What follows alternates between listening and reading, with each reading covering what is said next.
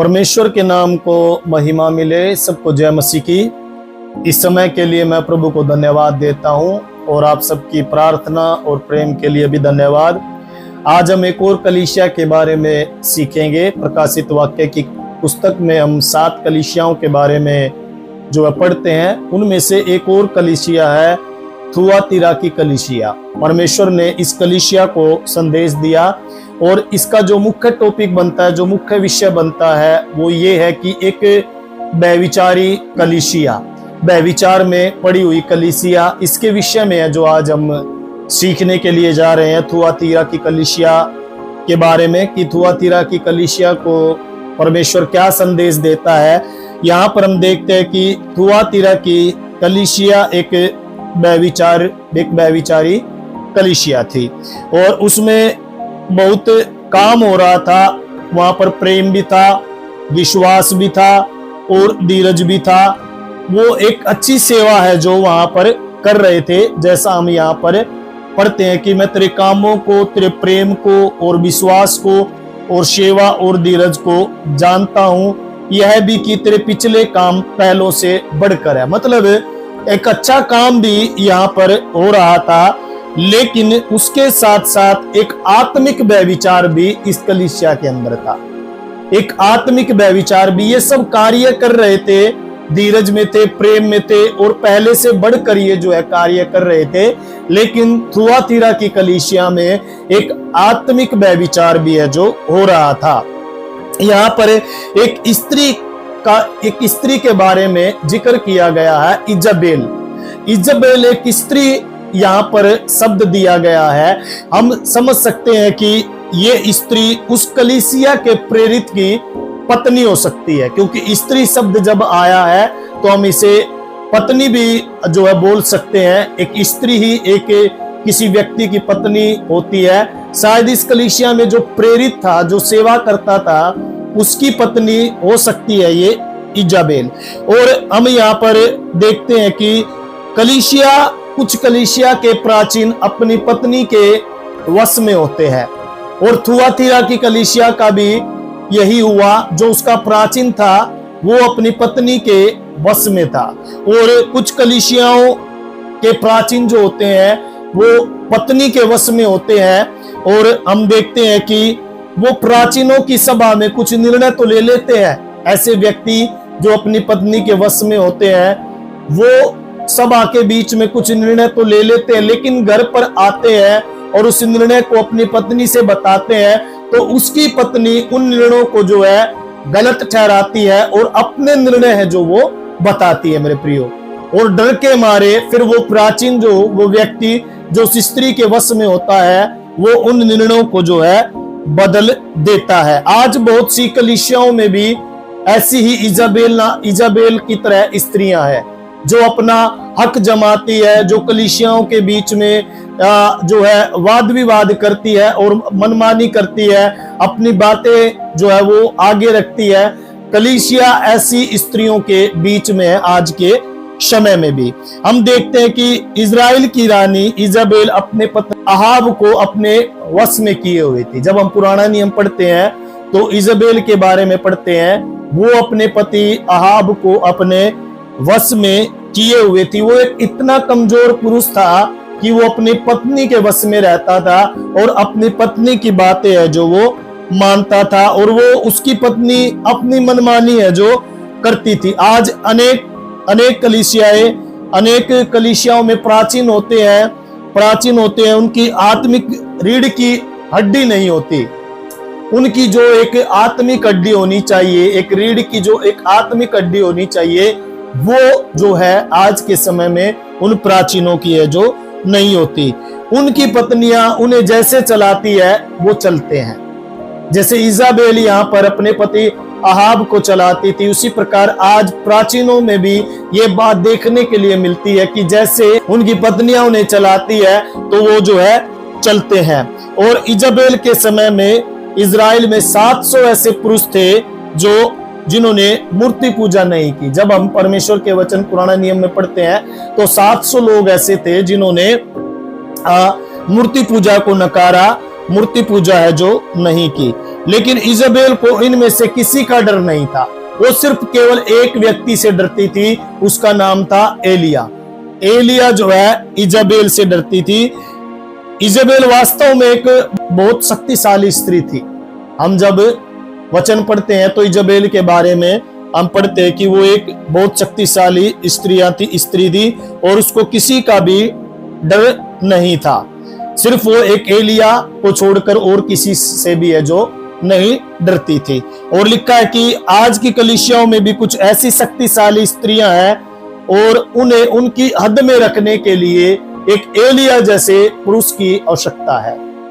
कलीसिया में एक ऐसा पुरुष होना चाहिए, एलिया जैसा, जो उन स्त्रियों को उनकी हद में रखे। अगर उन स्त्रियों को इजाबेल की तरह कलीसिया में हद में नहीं रखा तो मेरे प्रियो कलीसिया जो है एक व्यभिचारी कलीसिया जो है हो जाएगी। जैसे थुआतीरा की कलीसिया, यहाँ पर एक आत्मिक व्यभिचार है जो होता था।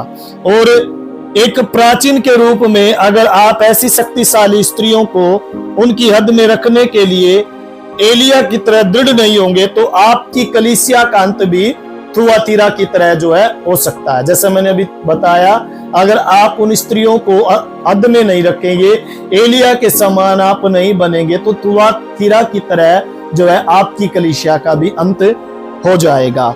उस स्त्री ने कलीसिया को सब तरह की सांसारिकता से भर दिया था और प्रभु ने चेतावनी दी कि जो उसकी शिक्षाओं को मानेंगे, जिसने उसे शैतान की गहरी बातें कही है, अगर वह कठोर है तो वह उसे एक दंड देगा। जैसा कि हम यहाँ पर 2 से लेकर 22 और 24 में पढ़ते हैं।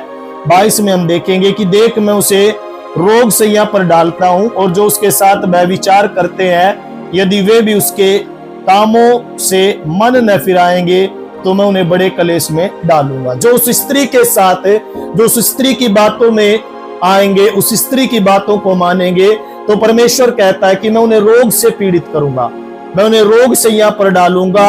और लिखा हुआ है कि बड़े कलेश में मैं उन्हें डालूंगा, मैं उसके बच्चों को मार डालूंगा। तब सब कलीसिया जान लेगी कि हृदय और मन का परखने वाला मैं ही हूं और मैं तुम में से हर एक को उसके कामों के अनुसार बदला है जो दूंगा।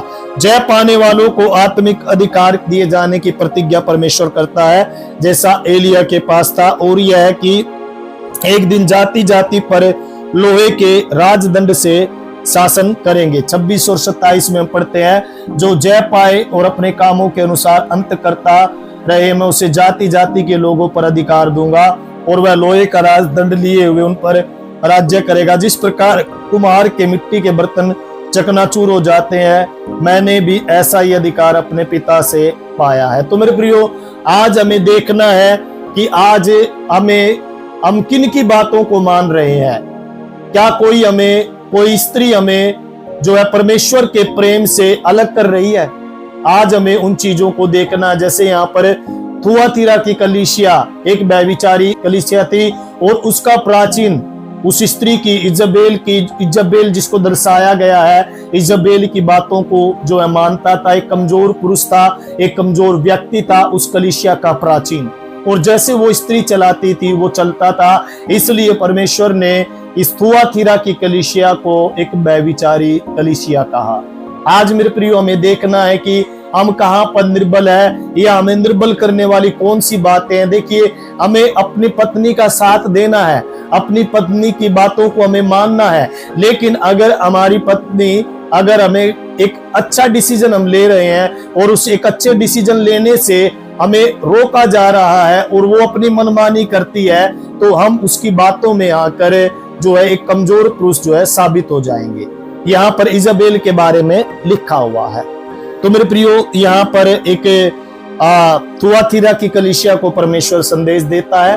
हमें यहाँ पर यही बस सीखने के लिए मिलता है।